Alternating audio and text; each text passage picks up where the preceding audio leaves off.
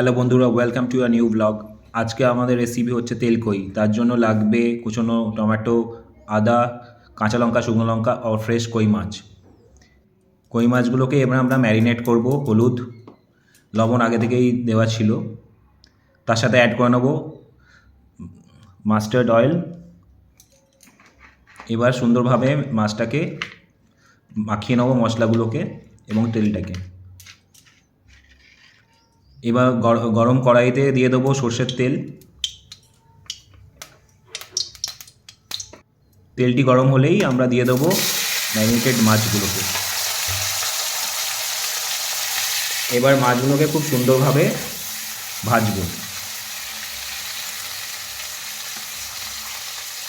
এই কই মাছগুলোকে আমরা লাল লাল করে ভাজবো, যেহেতু এটা তেল কই, এটা রিচ করে রান্না করব।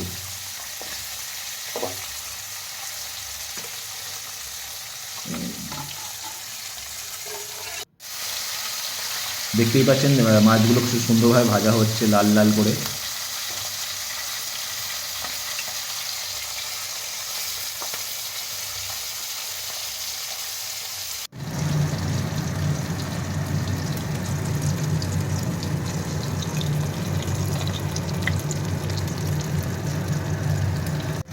মাছগুলো এবার ভালোভাবে ভাজা হয়ে গেছে। এবার মাছগুলোকে আমরা একটা বাটিতে ট্রান্সফার করে নেব।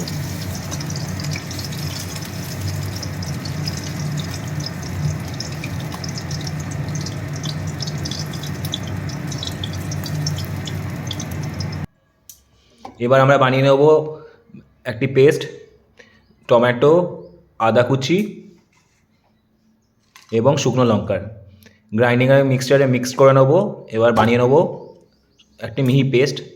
দেখতেই পাচ্ছেন খুব সুন্দর লাল লাল পেস্ট হয়েছে। এবার গরম তেলে আমরা দিয়ে দেবো কালো জিরে, তার মধ্যে অ্যাড করে নেবো বানানো পেস্টটা।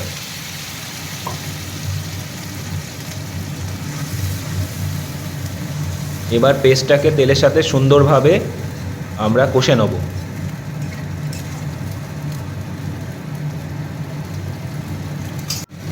এই মশলাটাকে ভালোভাবে কষতে হবে, কারণ নাহলে কাঁচা গন্ধ ছাড়বে টমেটোর।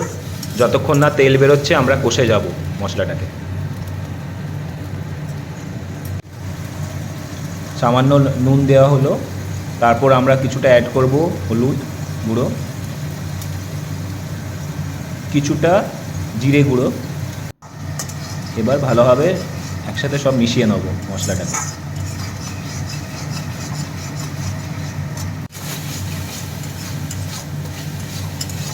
দেখতেই পাচ্ছেন মশলাটা খুব সুন্দরভাবে কষা হচ্ছে।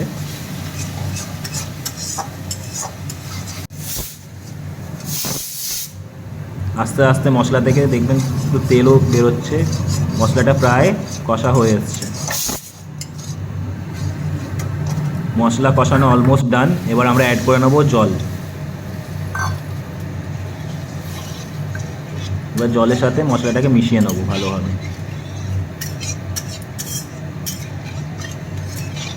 এবং এই মশলাটার সাথে জলটা মিশিয়ে এবার এটা ঝোলটাকে হালকা ফুটিয়ে নেব কিছু মিনিটের জন্য।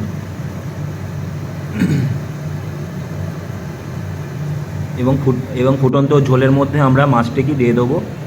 ঝোলটাকে আমরা শুকনো করব না, বেশি জলও করব না, মাঝারি রাখবো। এবার দেখতেই পাচ্ছেন ঝোলের মধ্যে মাছটা মিশে গেছে, ফ্লেভারগুলো সুন্দরভাবে মাছের মধ্যে ঢুকে গেছে।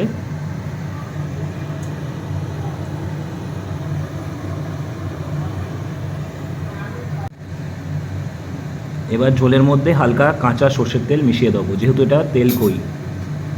আমাদের তেলকই তৈরি হয়ে গেছে। আমরা এবার একটা বাউলে ট্রান্সফার করে নেব। Thank you for watching guys, please do subscribe.